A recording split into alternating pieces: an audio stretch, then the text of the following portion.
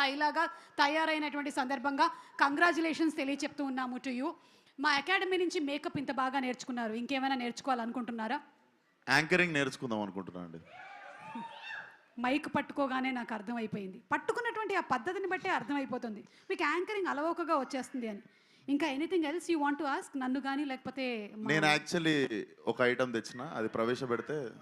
ఒక ఐటమ్ తెచ్చారు? ఎస్. ఒకసారి నాకు తెలియనటువంటి ఆ ఐటమ్ ఏంటో ఒకసారి స్క్రీన్ మీద ప్రవేశపెట్టండి. అయ్యో, నేను చెప్పలేదరా నాయనోయ్. ఒకసారి మధ్యలో ఉండేటువంటి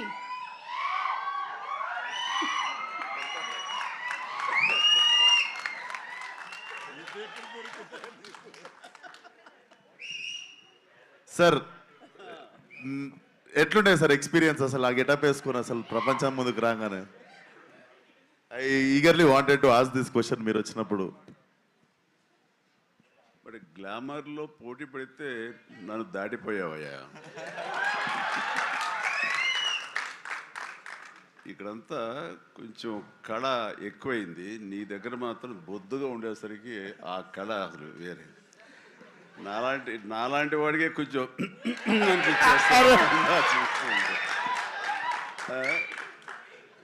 చూడాలి, సినిమా చూసిన తర్వాత తట్టుకోగలమో లేదో. Thank you so much sir, ఈ కాంప్లిమెంట్ లైఫ్ టైం గుర్తుపెట్టుకుంటాను. Love you sir. నేను చూసే కొన్ని డికేట్స్ అయిపోయింది ఇది ఫొటోస్ చూసి. Good, thank you. But as actor I know sir, అంతమంది ముందు ఒక గెటప్ వేసుకొని బయటికి రావాలంటే definitely one of the inspiration అనుకుంటా సార్. Thank you so much sir. Good. Chiranjeevi garu, ఒక క్వశ్చన్ అండి. ఆ రోజు మీరు ఆ గెటప్ వేసినప్పుడు మీ అమ్మగారి రియాక్షను, మీ ఆవిడ గారి రియాక్షను ఏమైనా గుర్తున్నాయా? వాళ్ళు నన్ను చూడలేకపోయారు, అసలు కనపడదు, మరి మీసాలు పెంచుదాకా మా ముందుకు రాకండి అన్నారు.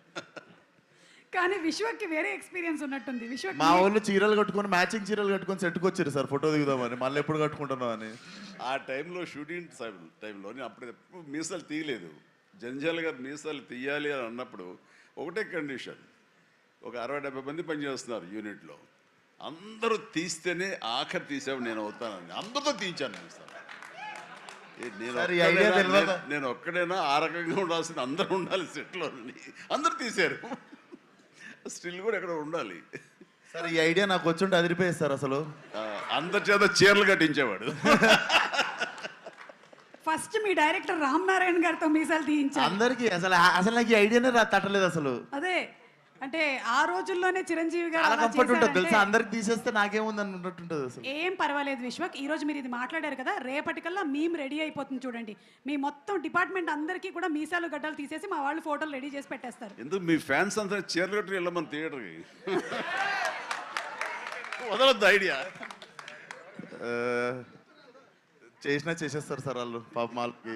అంటే ఈ లైలా February 14th సింగిల్స్ వచ్చి థియేటర్లో కలవమని చెప్పాడు కాబట్టి ఎలా వస్తారు అనేది మీకే వదిలేస్తున్నాము, చూద్దాము ఎలా వస్తారు. So thank you so much Chiranjeevi garu, and thank you Vishwak. Okay, so I think ఈ మొత్తం సినిమాలో ఎవరికైనా చాలా టఫ్ కాంపిటీషన్ ఉంది.